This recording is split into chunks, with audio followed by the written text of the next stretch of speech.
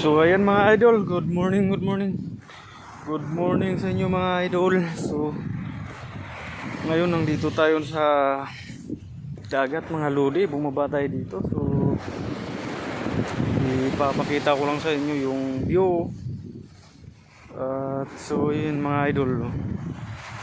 So yan yung tambayan, cottage, tsaka kung kayo ay magpasyal dito mga lodi, so yun, ito yung itsura ng dagat ngayon mga lods. So yun,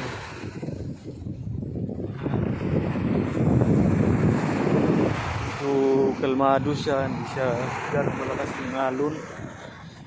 So yun mga idol. So mapapansin nyo mga idol, ano siya mga idol, white sand siya, so hindi siya ganong kaputian. Nahaluan na ng gawa nung nakaraan yung bagyo, ang lakas ng alon. So yung nanggaling doon na buhangin sa ilalim ng bato na yun, nailipat dito dahil sa sobrang lakas ng alon. Kaya ito na medyo maitim siya yan. So yan mga idol, yan yung itsura ng dagat natin ngayon. So yun mga idol, yung sa ano na yan, nakita nyo mga idol, yung sa may bundok na yan, tsaka itong may pier yan, dating pier yan mga idol. So yan ay yan yung pier ng Puerto Azul. So yung bundok na yan mga idol, yan yung pang international na golf course. So sikat yan dati mga lodi, sikat yan dating golf course na yan. Pero hanggang ngayon mayroon pa rin mga naglalaro dyan. Mga sikat din na yung mga dating naglalaro dyan napunta pa rin. So yung ano lang dyan mga lodi, hindi siya katulad ng dati na sobrang dami talaga naglalaro na foreigner, mga dami dyan mga lodi. Tapos yung pag dating nyo naman dun sa kabilang bundok na yun mga lodi, may resorts din dyan. Maganda din yung resort nila dyan mga lods, may swimming pool sila. Tsaka kung gusto nyo lang magpasyal dyan mga idol, pwede nyo rin puntahan. Dito lang yan sa loob ng Puerto Azul, sa bayan ng Ternate, Cavite. So yan mga idol, itong area namin ay nandito siya sa pinaggitnaan siya ng puerto. Kaya ang side niya talaga dito is yun, tanaw na tanaw mo siya, tanaw na tanaw nyo ho yung bataan mo yun, yun ang bataan ho yun doon. Tapos dito naman sa kabilang side, ito ay tawag dito yung Corregidor Island.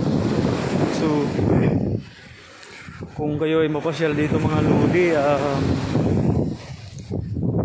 ano naman siya, pag may kasama ka hindi ka malulungkot.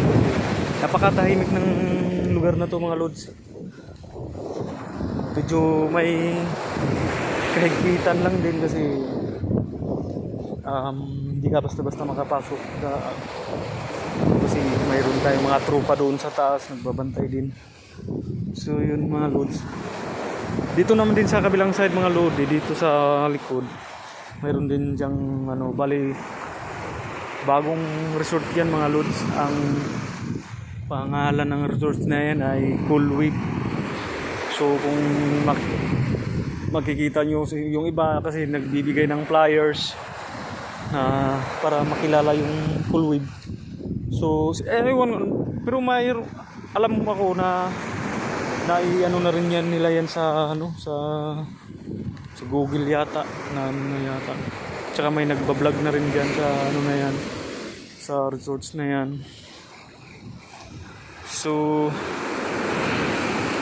dito na tayo sa ano mga lods, sa tambayan natin dito sa viewpoint, puntahan natin. So yun lang, pinakita ko lang yung ano natin, yung dagat. So ngayon mga lodi, dito naman tayo sa viewpoint. Nakikita nyo naman to palagi mga lods kasi nandito to sa reels ko. Minsan nasa post ko yan. Ito yung area mga lodi. Nakita nyo naman to eh. So medyo ano siya, tahimik talaga mga lodi. Tsaka dito sa area na to mga lodi, pag kayo ay i-ano nyo lang sa Airbnb mga lodi kung gusto nyo magpasyal dito. Kasi naka-Airbnb po sila. Pwede kayo magpabook doon mga lods. So kung kayo ay nakapagpabook mga lodi, so pwede kayong pumasok. Ang sabihin nyo lang doon kung anong unit yun. Gagawa kayo ng gislis doon sa guard yun. Nakapasok kayo dito mga lodi. So yun, ito mga lods, ito yun nakikita nyo sa mga post ko, sa reels ko. Ito yun mga lods. So dito, ito yung pinaka viewpoint niya mga lodi. So kung mahilig kayo mag-fishing, yung mga ngawil kayo dyan sa bato na yan, kayo dyan no? Madalas dyan yung mga nag-ano dito, pasyal dito, madalas dyan talaga sila pumapatong, nag-fishing sila. Nakakahuli naman sila. Yung pag swerte, ang nahuli nila dyan ay yung mga malaki na talakito, minsan lapu-lapu na malaki. Paano lang din, kasi ganun talaga pag nangangawil din, hindi mo naman talaga kagad expect talaga na nakakahuli ka. Pero mayroon talagang mahuhuli dyan mga lodi. Dami rin nangangawil dyan. Minsan nagbabangka sila dyan, sila nangangawil. Minsan doon sa gitna talagang nagkakain. Tsaka dito sila sa kabilang resort na upa ng bangka, kasi mayroon din sila paupahan ng bangka dyan. Kaso medyo may kamahalan kasi yung bangka paupahan nila dyan mga lods. Kaya kung trip nyo ay libangan lang, mayroon kayong sapat-sapat sa bulsa, kayang-kaya nyo yan mga lods. So yun mga lodi, nakita nyo na yung view natin mga lods. So yun lang mga lodi. Sana tapusin nyo tong video na to, yung video ko na pinakita sa inyo. Sana magustuhan nyo mga lodi. So share nyo na lang kung sana share nyo na lang mga lods, para kasi ganun din ako mga lodi, pag na dumaan kayo sa wall ko, nakita ko kayo, sinishare ko din yung mga videos nyo. So yun lang mga lods, salamat sa inyo mga lodi, and